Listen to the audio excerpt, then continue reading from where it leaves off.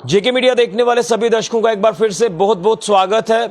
तो हमने एक कोशिश की थी कल से कि जिस तरह से 11th क्लास का Jammu Kashmir state board of school education का रिजल्ट निकला और इस रिजल्ट में भी बच्चों ने जो मुकाम हासिल किया उन बच्चों से हम आपको रूबरू करा रहे हैं।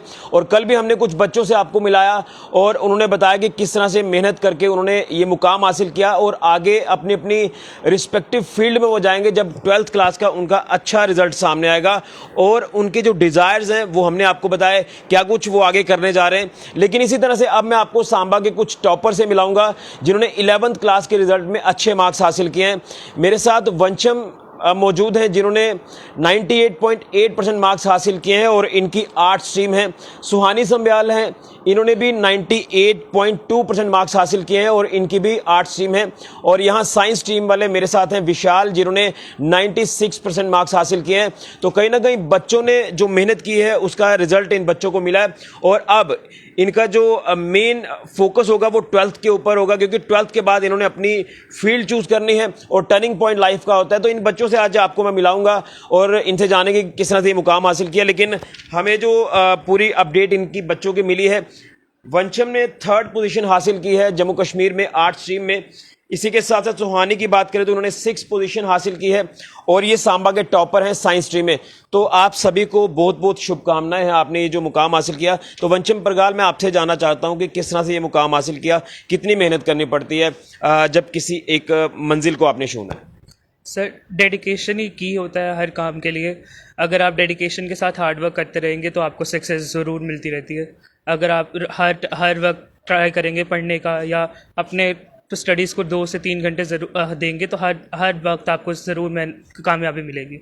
तो कितनी आपने मेहनत की थी ये स्कोर हासिल करने के लिए जो आपका 98.8% है आर्ट स्ट्रीम में, क्या कुछ कहेंगे इसको लेकर? सर, हार्ड वर्क बहुत ज़्यादा किया था, बट ये था कि क्योंकि 11th जब आप आते हो, एंटर करते हो, आप 10th पास आउट होते हो तो बहुत 2-3 महीने का गैप मिलता है। तो उस टाइम पे मन भी नहीं करता आप पढ़े। तो उसके बाद वो होता है कि अगर आप मेन टाइम पे, जब आप नवंबर का टाइम आता है, जब आप मेन टाइम होता है कि अब एग्ज़ाम्स आने वाले हैं, उस टाइम पे अगर आप तैयारी करना शुरू कर दो, उस टाइम पे आप सेट तय कर लो कि मैंने पढ़ना ही पढ़ना है, वहाँ से आपको पढ़ना पड़ता है फिर आगे, इसलिए आपको कंटिन्यू करना पड़ता है वहाँ से। आपने आर्ट स्ट्रीम चूज की है, इसको लेकर मैं जानना चाहूँगा कि आगे आपके क्या कुछ फ्यूचर प्लान्स हैं आर्ट स्ट्रीम को लेकर? सर, एक तो मैं पहले ही क्लियर करूँगा कि मिसकंसेप्शन बहुत बड़ा एक मिथ है कि जो बहुत डल बच्चा होता है वो आर्ट स्ट्रीम उठाता है। ये ऐसा तो कुछ नहीं है। मेरा कंपाउंड आर्ट्स था विद मेरा ज्योग्राफी 6th ऑप्शनल सब्जेक्ट था। तो मैंने यही सोचा था कि मैं ऑप्शनल लूँगा इसके साथ साथ और ज्योग्राफी लूँगा। और मेरे फ्यूचर प्लान्स, सिविल सर्विसेज तो बहुत बोलते होंगे, बट मेरा फ्यूचर प्लान में मोस्टली हिंदी में टीचिंग करने का था, तो इसलिए मैंने आर्ट्स लिया था। तो इसमें पेरेंट्स और टीचर्स का सपोर्ट किस तरह से मिला? क्योंकि पेरेंट्स को सपोर्ट तो आपको ऑलवेज मिलता है, लेकिन टीचर्स की गाइडेंस को लेकर मैं जानना चाहूँगा।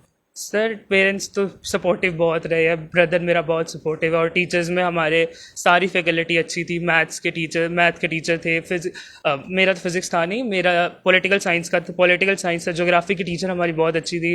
इंग्लिश के टीचर हमारे बहुत ही अच्छे थे। हिंदी के टीचर बहुत अच्छे रहे मेरा, और ज्योग्राफी सब्जेक्ट बहुत अच्छे टीचर्स रहे। तो अब जिस तरह से आर्ट्स आपने लिए, तो आपने कहा कि ये तो मिथ है कि डल बच्चा होता है आर्ट्स वाला, लेकिन अब आप यूपीएससी की तरफ जाएंगे? मे बी प्रेफरेंशियल है, बट वो फर्स्ट प्रेफरेंस नहीं रहेगी, सेकंड थर्ड प्रेफरेंस पे ज़रूर होगा।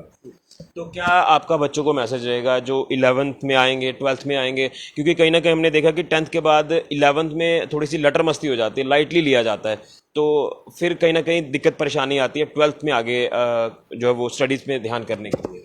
लटर मस्ती 2-3 महीने सारे करते हैं, मैंने भी की थी कहीं ना कहीं, पर ये है कि जब कुछ बच्चे लाइटली 11th को लेते हैं, बट ये है कि जब नवंबर या दिसंबर का टाइम आता है, वहाँ से आपको हार्डवर्क और डेडिकेशन के साथ पढ़ना ज़रूरी है। बाकी आप जो मर्जी करो, पहले 3-4 महीने निकलते हैं, वो सबके जाते हैं, मेरे साथ भी हुआ था। पर ये है कि आपको आगे नेक्स्ट 3-4 महीने जो है दिसंबर के आगे वाले, वो ज़रूर अच्छे से मेहनत करें। आप 12th के लिए पूरी तरह से प्रिपेयर हो? 12th आपका एक मेन टर्निंग पॉइंट है, यहाँ से आपको जो है वो आपकी फील्ड में जाना है। हाँ जी सर, बिल्कुल। अब यहाँ पे मेरा मोस्टली सर करवा रहे हैं, प्रैक्टिस चल रही है हमारे स्कूल में, सिलेबस भी चल रहा है कंटिन्यूशन में। होप्स तो आगे बेटर रहे रिजल्ट्स। चलिए पंचम, आपको बहुत बहुत शुभकामनाएं हैं। तो सुहानी, आपको भी बहुत बहुत शुभकामनाएं। तो मैं आपसे भी जानना चाहूँगा कि कितनी मेहनत करनी पड़ती है, हार्डवर्क करना पड़ता है किसी भी मुकाम को हासिल करने के लिए? नहीं, मेहनत तो लगती है, पर हमारे स्कूल में ये था कि हमें रोज़ मेहनत करवाती थी, चाहे एक क्वेश्चन ही सही, पर हमें रोज़ कुछ ना कुछ दिया जाता था लर्न करने के लिए। तो मुझे इतना मेहनत तो करनी थी, पर इतना ज़्यादा स्ट्रेस लेने की ज़रूरत नहीं थी, क्योंकि हर एक टीचर अपना काम बहुत अच्छे से कर रहा था और एकदम लाइटली माहौल, यहाँ पे बहुत अच्छा माहौल था, तो ज़्यादा कोई स्ट्रेस लेने की ज़रूरत नहीं थी। तो इसमें सपोर्ट टीचर्स को लेकर बात करें, पेरेंट्स के सपोर्ट को लेकर बात करें। पेरेंट्स तो काफ़ी सपोर्टिव हैं, घर में एनवायरनमेंट भी अच्छा रखते हैं कि बच्चे पढ़ सकें। टीचर्स में रंजना मैम इंग्लिश बहुत अच्छा कराते हैं, वो थोड़ा ही सही पर अच्छा करा देते हैं, इंग्लिश की टेंशन नहीं होती है। बाकी मैथ्स में अंटू सर बहुत अच्छा करवाते हैं। अच्छा, इसमें मैं जानना चाहूँगा कि आपका भी आर्ट्स था, आर्ट्स स्ट्रीम है, तो मैं आपसे भी जानना चाहूँगा कि इसके पीछे के कारण आगे क्या कुछ आपने प्लान्स आपने जो वो बनाए हैं उनको किस तरह से एग्जीक्यूट करना है? आर्ट्स लेने का मेरा यही था कि साइंस बहुत ज़्यादा हो गई थी, मतलब बच्चे ज़्यादा वहीं पर जाना चाहते थे, मेरा वहाँ पे इतना ज़्यादा इंटरेस्ट नहीं था। मैंने वो सब्जेक्ट चूज़ किए जो मुझे ज़्यादा अच्छे लगते थे, कंप्यूटर वगैरह, मैथ्स ऐड कर लिया था आर्ट्स के साथ। मेरा आगे यही है कि यूपीएससी को हम ट्राई करेंगे, पर ऐसे हम बाकी टीचिंग में भी जाना टीचिंग चाहेंगे। में ज़्यादा प्रेफरेंस टीचिंग में है। हाँ जी। तो टाइम मैनेजमेंट को किस तरह से ध्यान में रखा जा रहा था? टाइम मैनेजमेंट जैसे सब बच्चे अपना टाइम टेबल बनाते हैं, मेरा कुछ ऐसे टाइम टेबल नहीं था, मेरा जब मन करता था मैं तभी पढ़ती थी। तो 12th के लिए अब फोकस किस तरह से कर रहे हैं आप? 12th के लिए अभी कंटिन्यू रोज़ पढ़ना पड़ता है, रोज़ थोड़ा थोड़ा सही, चाहे ज़्यादा नहीं, पर हर सब्जेक्ट को थोड़ा थोड़ा टाइम देना ही होता है। तो बाकी बच्चों को क्या आपका भी मैसेज रहेगा? मेरा मैसेज यही है कि जो अभी 11th में आए हैं वो थोड़ा लाइटली ना ले, क्योंकि बहुत इंपॉर्टेंट क्लास होती है 11th। आगे जो कॉम्पिटिटिव एग्ज़ाम होते हैं उसमें 11th का ही ज़्यादा फोकस किया जाता है, तो उनको यही है कि 11th पे ज़्यादा फोकस कर लें, ज़्यादा लटर मस्ती ना करें।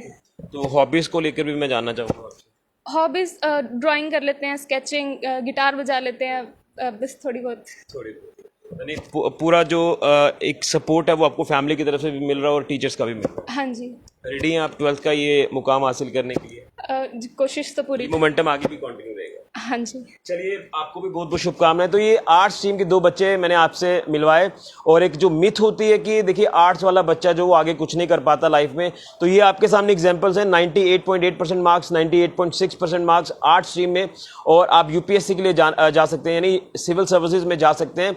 लेकिन इनकी दोनों की जो प्रेफरेंस है वो टीचिंग लाइन है।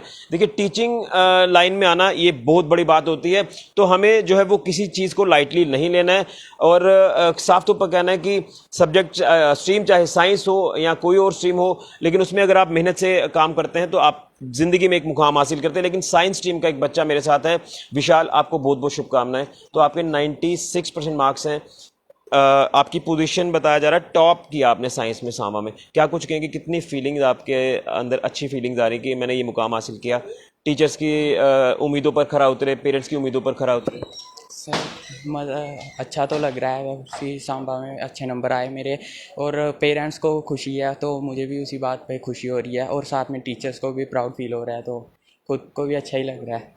तो किस तरह से, कितनी मेहनत आपने की थी इस मुकाम को हासिल करने के लिए? सर हार्ड वर्क तो करना ही पड़ता है, और साथ में कंसिस्टेंसी की रोज़ पढ़ना पड़ता है। ये नहीं है कि लास्ट में तो ज़्यादा ही पढ़ना पड़ता है, लेकिन स्टार्टिंग से ही स्टार्ट कर दिया था पढ़ना। कुछ बच्चे लाइटली लेते हैं ना 11th को, तो आपने लाइटली लिया था कि पहले से ही तैयार थे, नहीं मुझे ये अच्छा करना है?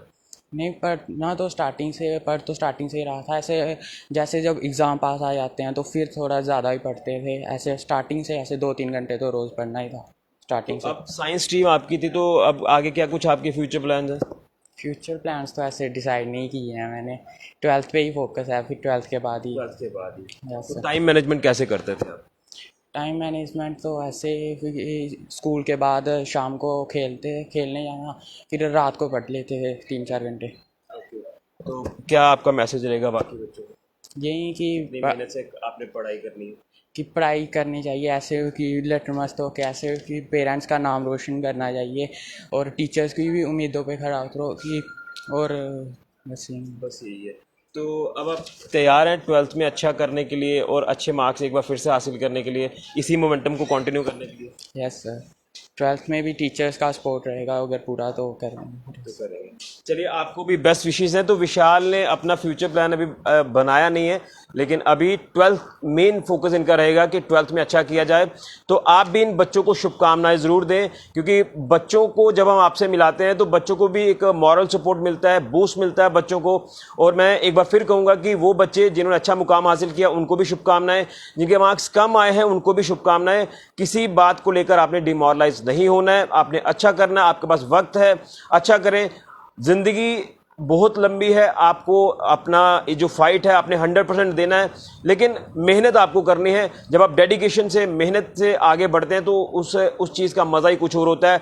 आप अपने पेरेंट्स की उम्मीदों पर खरा उतरते हैं, टीचर्स की उम्मीदों पर खरा उतरते हैं, ज़िंदगी में एक अच्छा मुकाम हासिल करते हैं। इसलिए सभी को बहुत बहुत शुभकामनाएं जिन्होंने 11th में अच्छे मार्क्स हासिल किए। तो ये आज हमने आपको मिलाया सांबा के टॉपर से जिन्होंने 11th क्लास के रिजल्ट में अच्छा मुकाम हासिल किया। वंशम परगाल 98.8%, सोहानी संब्याल 98.6% और 96% विशाल जिन्होंने साइंस स्ट्रीम में ये मार्क्स हासिल किए हैं। तो कहीं ना कहीं ये एक प्राउड मूवमेंट है पूरे सांबा के लिए। ये बच्चे आगे भी अच्छा करेंगे 12th में, और उसके बाद इनके जो फ्यूचर प्लान्स हैं उनको वो अच्छे से एग्जीक्यूट करेंगे और अपने अपने रिस्पेक्टिव फील्ड में जाकर पूरे जम्मू कश्मीर का नाम भी रोशन करेंगे। तो आप भी इनको शुभकामनाएं जरूर दें। फिलहाल के लिए मैं राहुल के साथ ऋषि खजूरिया, जेके मीडिया के लिए।